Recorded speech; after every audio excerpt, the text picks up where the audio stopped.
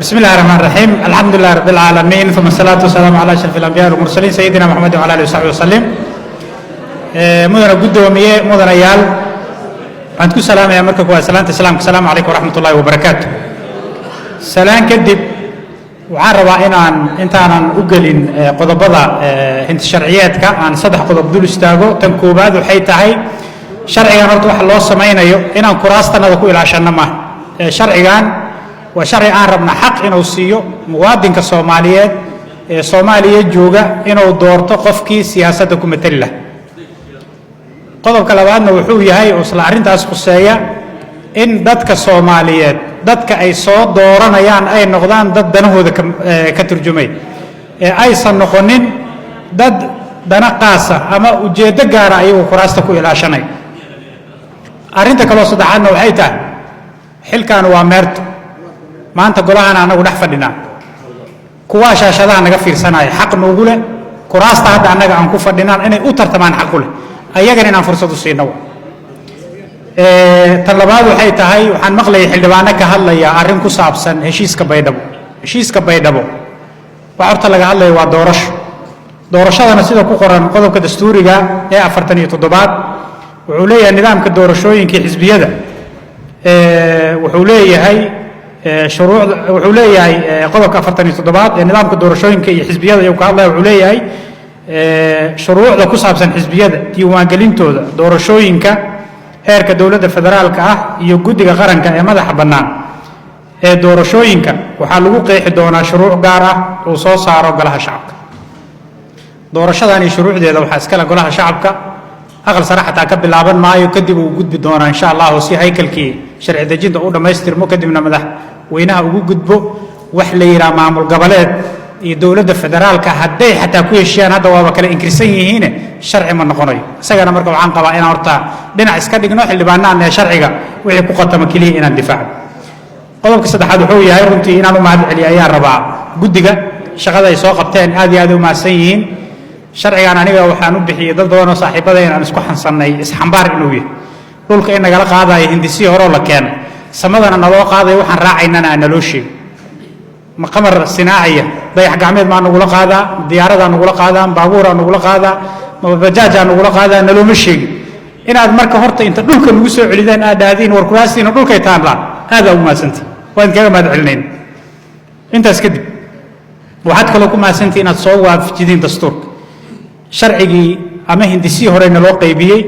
qodobka 47 qodobka 61 qodobka 89 ee dastuurka dhammaantood ka wada hadlaya shuruucda xisbiyada matalaadda shacabka iyo doorashada madaxda sare intaba waa khilaafsana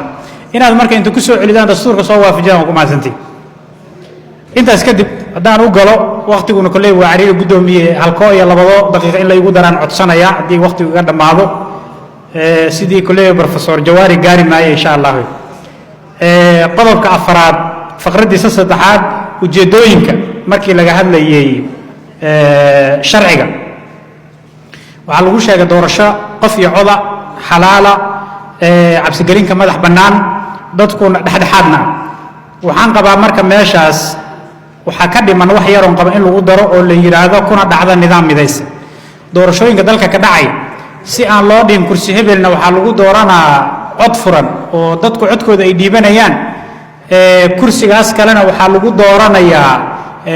nidaam erge aysan u dhicin inay noqoto nidaam midaysan oo dalkoo dhan doorashada laga qabanaya ay ku dhacdo nidaam midaysan qodobka 12aad faqraddiisa 2 iyo 3aad ee doorashada madaxweynaha waxaa la sheegay nidaam baarlamaan iyo nidaamku inuu yahay kulan wada jirana ay ku dooranayaan golayaasha baarlamaanka labadiisa aqal sida dabcan uu qabo qodobka 89aad marka maadaama nidaamkii uu nidaam baarlamaaniya yahay baarlamaankiina uu dooranayo madaxweynaha baarlamaankuna uu ku imaanayo xisbiyo sidii hadda guddoomiyuhu ka dhawaajiyaba aniga waxaan qabaa inaan u baahnaan doono faqro lagu midaynayo qodobka la waafajinayo qodobka 89aad faqraddiisa koowaad iyo 9aad faqraddiisa d ee dastuurka oo lagu qeexayo xisbiga ka hela majority-ga ii sheeg maxay ahayd golaha shacabka inuu ka imaanayo ra'iisul wasaaruhu dabcan awoodda fulinta marka qodobka 97 uu ka hadlayo wuxuu leeyahay golaha awoodda fulinta waxa iskale xukuumadda marka waa iswaafaqayaana meeshaas in ayada ruuxeeda aan la dhihin dimniyan ay ugu dhex jirtaa la caddeeyo tala ahaan waa ku soo jeedin laha faqrada saddexaad ee doorashada madaxweynaha jamhuuriyadda federaalka soomaaliya waxaa ku qoran in loo raacayo qodobka 89aad ee dastuurka faqradan waa soo laabat marka maadaama faqradii labaad looga hadlay faqradan saddexaad looma baahna waxaan qabaa marka in meesha laga tiro isla faqradaas marka qaybteeda dambe waxay leedahay guddiga madax bannaan doorashooyinka qaranka ayaa maamulaya sida ku cad qodobka 111 G faqradiisa labaad xarafkiisa A ee dastuurka iyadoo lagu maamulayo si waafaqsan xeeroosaadka kulamada wada jirka ah labada aqal qodobkaas wuxuu ka soo horjeedaa xeeroosaadka golaha shacabka iyo dastuurka labadaba ka soo horjeeda meesha marka in laga saaro waxaana si cad u qeexaya qodobka 66aad faqradiisa koobaad ee xeeroosaadka golaha shacabka iyo qodobka 111 G faqradiisa labaad xarafkiisa A ee dastuurka iyo qodobka afaraad ee sharcigiisa buuxinta kursiga banaanaada ee golaha shacabka ee ku taariikhaysnaa 19 Abriil madaxweynahana loo gudbiyay 20 Abriil 2017 oo si cad u qeexaya maamulkeeda inay iska leeyahay guddiga madaxa bannaan ee doorashooyinka qaranka waxaan qabaa marka qodobkaas maadaama dastuurka uu ka soo horjeedo meesha in laga saaraan ku talina ayada qodobka ayadoo qoraala insha Allah tafaasiil badan ayaa la socota marka maadaama waqtigu ii saamaxayna inaan iska dul maraan rabaa ayadoo qoraalna way la wadaagi doonaa insha Allah gudoomiye qodobka 13aad iyo qodobka 24aad faqrooyinkiisa afaraad dabcan 24aad waa soo socdaa laakiin 13 iyo 4 iyo 20 ba isku waxay ka hadlayaan doorashooyinka labada gole ee baarlamaanka federaalka iyo xisbiyada ka qayb galaya doorashooyinka kan koobaadna wuxuu u qoran yahay faqradiisa afaraad guddiga madax bannaan doorashooyinka qaranka ayaa xeer ku soo saaraya habraaca iyo shaxda ay raacayaan xisbiyada markay soo gudbinayaan liisaska murashaxiinta baarlamaanka si loo dhowro isku dheelitirnaanka iyo qoondada dumarka isla qodobkaas 24 faqradiisa afaraadna waxay ku siyaadiyeen qoondada haweenka oo ugu yaraan 30% xubnaha murashaxiinta xisbi kasta guddiga ayaana xeer nidaamyo ku soo saaray mudana gudoomiye mudanayaal sida ku cad qodobka 14aad sharcigii lagu aasaasay guddiga doorashooyinka madaxa bannaan si maayo awooddan ay ku soo saari karaan waxay leeyihiin inay soo saartaan habraacyo iyo qoraallo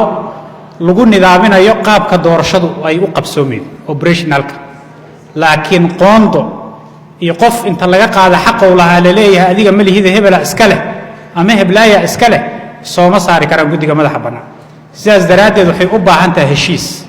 waxay u baahan tahay shuruuc qeexayda oo gabdhahana aan ku ilaalino xuquuqda ay leeyihiin cidna aan lagu joorfan sababtoo meeshan waxaa ka imaan karta wax diidaya lama arko in la yidhaahdo axmed iyo maxamed kuraasta ay ku fadhiyaan dagaala igala dhexeeyee koota dumaraan ka dhiga ama gabar kursi ay ku fadhido si loola dagaalamo isla qabiilka ruuxiisii kootadii dumarka laga buuxiyo si ayada meesha looga saaro meeshaa marka xuquuqa ku dhumaysa waxaan qabaa marka habraac guddi oo u soo sameeyo arrintan inaysan ku xaqiiqoobeen ee dib inta lagu laabto shuruuc in lagu qeexay u baahanta gabdhahana ayaga ruuxooda waxaa laga rabaa baarlamaanka laba doorasho aan gabdho u ololeynayaa jiro midna ay doctoresa Maria Arif midna ay Saadiya Salad xildhibaanad oo guddi ay u tartamayeen dadkii ugu dhibka badnaa oo kambeynka nagula jiray oo noo diida gabdhahaas in la doorto gabdhay ahaayeen marka adinku iskuma roonidiin annaga eedahan nagu soo roginin anigu weliba waa qabaa kootadiin in la yareeyo si dhibkiina nooga yaraado oo gabdhaha soo gala baarlamaanka aan ugu helno fursadaan ku dhisi karna xataa aad iyo aad waa mahadsantihiin